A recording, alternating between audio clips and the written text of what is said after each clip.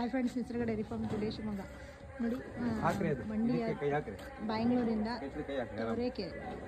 ತವರೀಕೆರೆ madam Jayalakshmi ಅವ್ರ madam ಈ ಹಸುನ ಪರ್ಚೇಸ್ ಮಾಡಿದ್ದೆ. ಕರ ಹಾಕಿದೆ.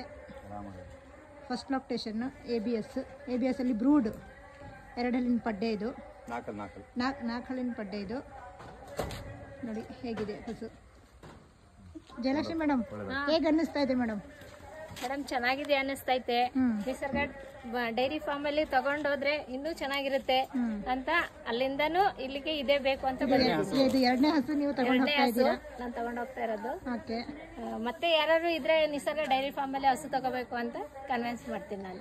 Definitely madam. ಹಸು ದೊಡ್ಡ ರಾಸು ಇದು, ಚೆನ್ನಾಗಿ ನೋಡ್ಕೋಬೇಕು. ನಿಮ್ ಕಷ್ಟ ನಿಮ್ ಸುಖ ಎಲ್ಲ ಇದ್ರ ಜೊತೆಗೆ ಹೋಗ್ಲಿ. ಹಸು ಮತ್ತೆ ನೀವು ಆರೋಗ್ಯವಾಗಿ ಇರ್ಲಿ.